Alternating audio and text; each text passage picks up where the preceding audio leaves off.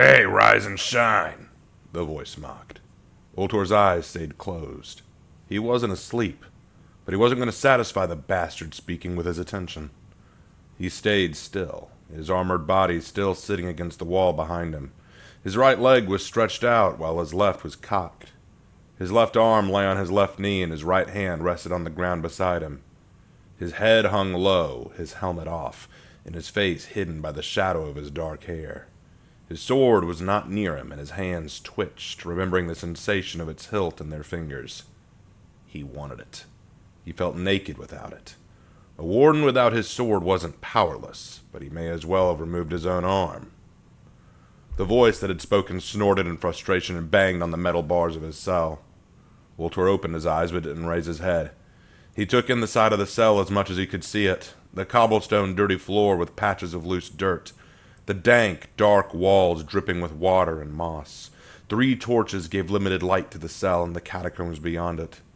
He was all too familiar with this place, and he was already sick of it. "Hey! Heads up, asswipe!" the voice barked. "Are you looking for a beating?" Ultor, finally tired of the shouting, glanced up at his taunter. It was a Tiandi warrior, a Wulin. He had a short beard. He wore oak-colored armor with the eternal knot painted on the chest. A lackey of the Hatuns. He'd been seeing that emblem a lot lately, ever since the invasion of the Hatuns in Gul'jin. When the Hatuns invaded and crushed Horkos, he had been in Valkenheim on personal business when the village he was staying in was raided by the Hatuns. He'd run out to defend the village, and had slaughtered more than a few of the newcomers. Their way of war was different to him, but he was fast to adapt.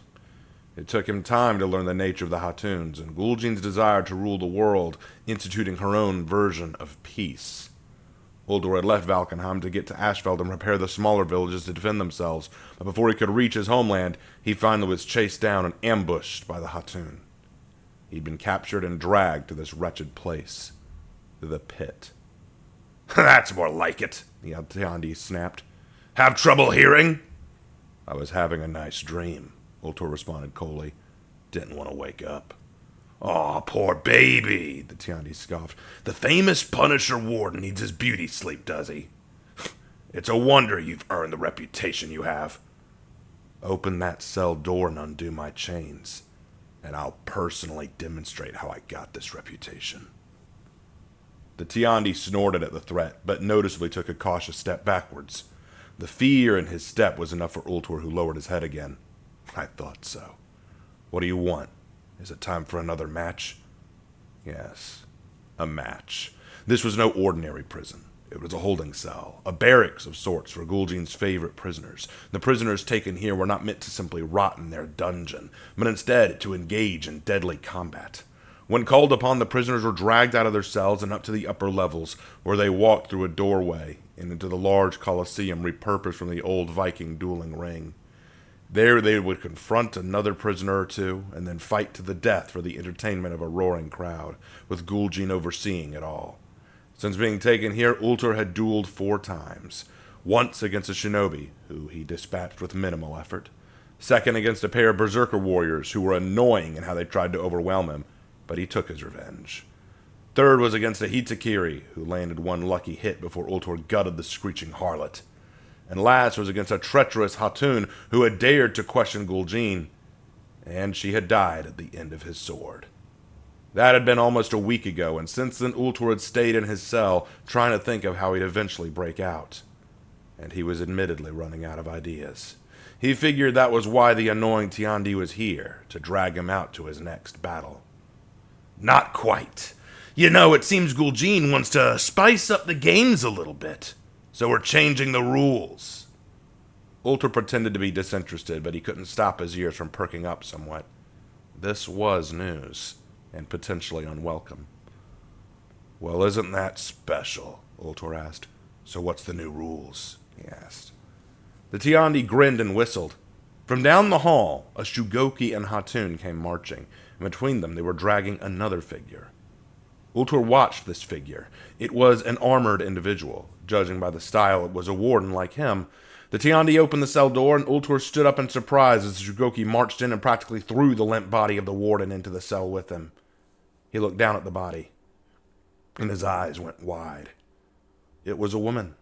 Blonde hair tied in a single braid, features likened to that of the northern realms of Valkenheim, a familiar scar on her right cheek, and a noticeable lion emblem on her back standards.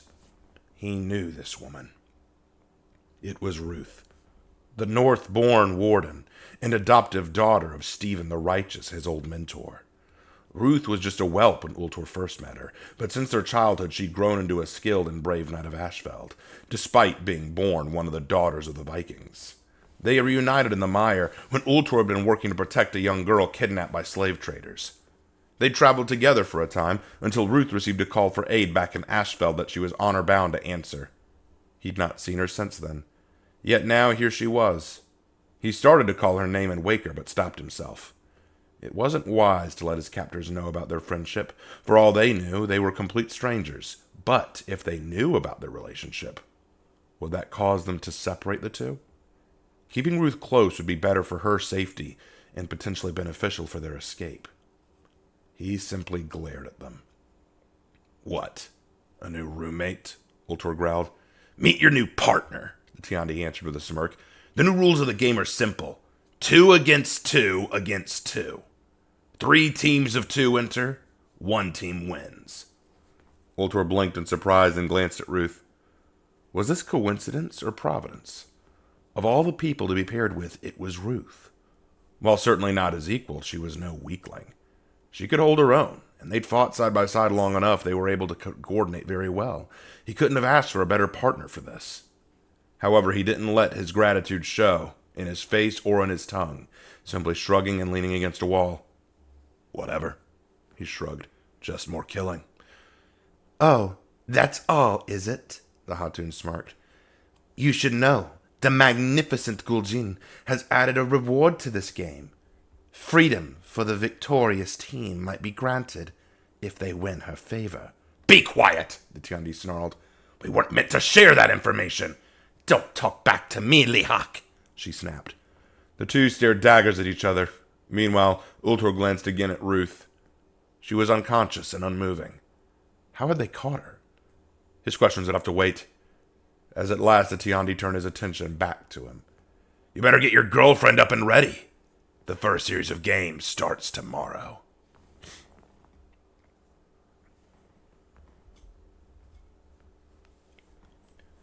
"So that's the situation, is it?" Ruth asked. It had been almost half an hour before Ruth had finally awoken. She'd been thrilled to see Ultor again, but incredibly upset by their predicament. Ultor spent the other half of an hour explaining their situation and catching her up on the nature of this Colosseum and its matches. He'd just finished elaborating on the new rules Guljin was instituting, and that they were now partners. As Ruth processed everything, she sat down on the wet cobblestone and strummed her fingers on her helmet by her side. "Damn. Well, I've been in tighter situations than this, but I sure can't think of any right now." "Hold on to that attitude," Ultor smirked. "Where have you been this whole time?"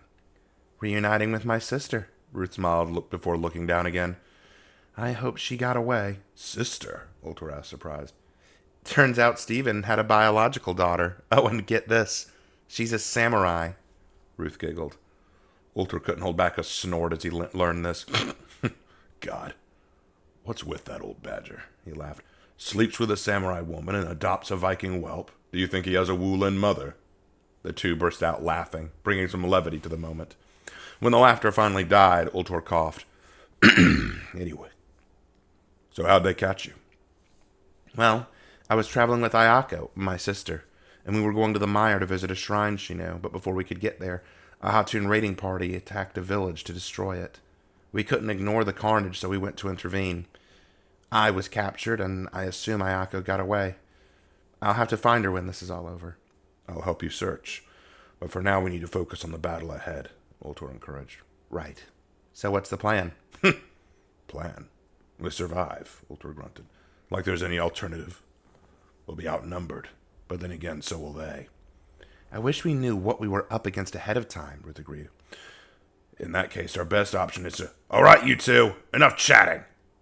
The voice was startling, and both Ruth and Ultor looked up to see a pair of Shugoki marching towards to drag them out of the cage. "Your match is next." Ultor turned to Ruth and nodded. "All right. Stay close, Ruth. We're gonna survive this, he added. Ruth smiled and grabbed her helm to put it on. Right beside you. The two were led out of their cells, where the second Shugoki was holding both of their swords. Both were handed their weapons, and then ordered forward towards their gate. The gate was wooden, and diamond-shaped holes patterned across it, allowing for sunlight to pass through, casting a unique series of crisscross shadows over the two wardens. Ruth tried to look through these holes to see what was beyond them, but it was difficult. She could see that there were sandy grounds with light grass, blood splattered about it, little pools of water from rain, and it looked like discarded weapons and shields still lay broken and strewn across the grounds. There was also a low hum of what she could only assume was the audience. You fought out there before. What's it like? Ruth asked. Like any other fight, but a lot louder with that crowd, Ultor answered. Shut it! The Shugoki behind them snapped. Just go outside when the gate opens. Ruth shot the Shugoki a dirty look, but before she could say anything, there was a loud horn, and the door swung open. Ruth and Ultor marched out into the blinding sun, and a roar so loud met them it was almost tangible. The crowd around them was huge, a mob of churning, dancing, chanting, calling people, cheering their names and screaming for blood. Ruth looked around at them all, but Ultor's eyes were trained on the warriors exiting their own gates. Eyes front, Ultor warned. Take a look at what we got. Ruth turned her attention to what had entered the arena. Well, damn, she sighed. From the gates to their left had walked a Shaolin monk. He had long, wild hair and even more wild eyes. He was twirling his staff angrily and with grit teeth. He didn't look like the passive monks that Ruth was used to. Next to him was a Nobushi. She was dressed in dirty garments and wearing a straw hat and mask. She was glaring around her shoulders haunched as though seeking out the weakest among her quarry. Ruth then glanced to the right of her. There stood a Hatun warrior. Obviously another traitor who Gul'jin wanted punished. She looked frustrated and kept pacing. Standing next to her was an enormous Sohei warrior. He was standing still and serene, as if none of this bothered him at all, but his eyes were fixed on Ultor, a mad glare to them. Seems the big guy likes you, Ruth teased. That's Kotari the Wrath, Ultor grumbled. Oh, a friend of yours? I killed his brother. Why? Because he wanted revenge for when I killed their father. Should I even ask? Would it matter? No, not really. I trust you. I'm sure you had your reasons. Good, because I need you to trust me now, Ultor said. Here's how we deal with this. We watch each other's back but maintain distance. If we start getting in each other's way, we limit our capability to engage. Then in that case, I'll get Kotari off your back for a bit and give you some breathing room. If he locks you down, you'll have a lot of trouble. I could deal with him. I know you could, but that doesn't mean you could deal with him and the other three. Well, in that case, just be careful. He didn't get named the Wrath for being a pushover, Ultor warned. In that case, I'd say watch that Shaolin. He's got a fire in his eye that I don't like, Ruth added. Noted. It was then that the crowd fell silent. Ruth and Ultor looked up to see her as she walked out to take her seat above the fighters. That's her, isn't it? Ruth whispered. That's Gul'jin. Make a good impression, huh? Ultor smirked. The Hatun sat on her throne, her hood and mask still on as she leaned over to observe them. Her eyes drifted over Ultor and Ruth a moment, but that was all it took for Ruth to feel a shiver run down her spine.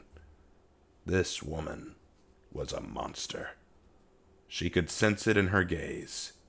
And then Gul'jin shouted something in her language. Ruth didn't need to be told the meaning. The roar of the crowd was all the indicator she needed. She already knew. It was time to fight. The arena turned to madness and chaos, and yet there was a rhythm to it. Ultor had been in many chaotic battlefields, and this was no different. As the battle started, the huge Sohei Kotari was already moving in for the kill. His eyes, once serene and calm, now filled with a hunger that Ultor all but expected. He lunged his massive Kamayari at Ultor, only for his lunge to be cut off by Ruth, who instantly knocked him back, engaging him ferociously. True to her word, Ruth was giving him some breathing room, just enough to notice that the Hatun had attacked him directly. It took 2 swings between them for Ultor to realize she wasn't worth his full attention. And good thing, too, as just as he was holding her wild swing off, he saw the Nobushi making a move towards him. With a pirouette, he sidestepped her jab, allowing the blade to sink into the Hatun's armor. The Hatun, in her anger, attacked back, and Ultor disengaged entirely from their brawl. Let them kill each other, he thought. He had to get back to Ruth, who was now holding off both Coterie and the mad Shaolin, who were wildly attacking each other. It was a 3-way brawl. Ultor sought an opening and decided to pry Coterie away from the fight. He took the bait and lunged at Ultor. "At last," Coterie snapped, "I will avenge my family." "Yeah, I remember your brother saying that too," Ultor growled. The Sohei roared in fury and swung his mallet at Ultor, who sidestepped the attack and slashed at Coterie. Coterie ducked, evaded, stepped back. He began using every weapon at his disposal, but no weapon he chose could break through Ultor's guard. Finally, Coterie made a mad swing with his saw blade. This time, Ultor stepped into the strike, catching the blade. Sparks flew from their swords as the steel sang. He then swung out. The blade went flying, and then he struck at Coterie's leg, this time biting deep and drawing blood. Coterie winced and snarled as blood sprayed from his thigh, splattering against the leg of Ultor. He took another swing, and Ultor cut through the spear in a single furious slash. Without the spear, Coterie was exposed to Ultor, who brought the blade down right on his head, cleaving deep into skull and blood. "And you died just as your brother did." His words were drowned by the cheering of the audience above them. It was likely that distraction that kept Ultor from seeing what came next.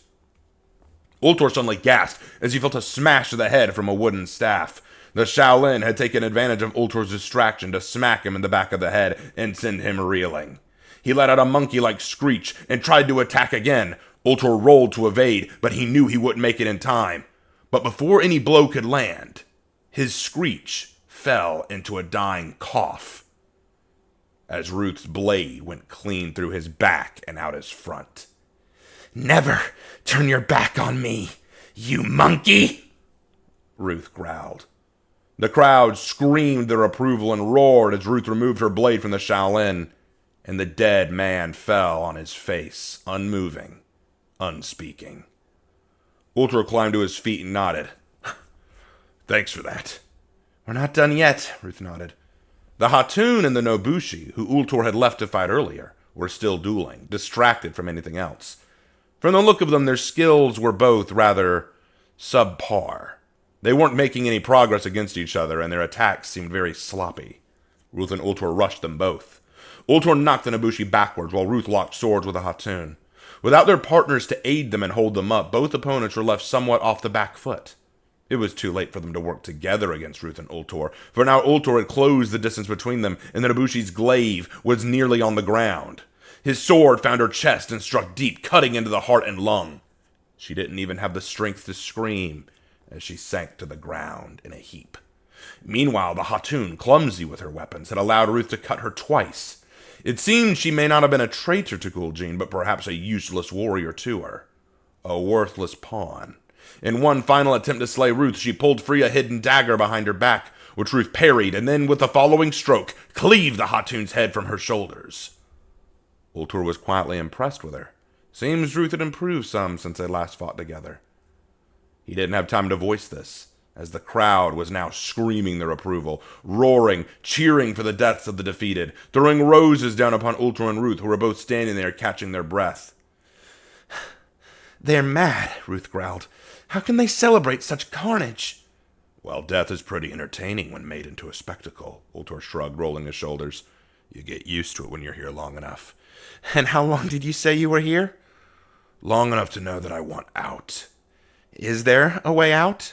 "Supposedly, if we impress our lovely host.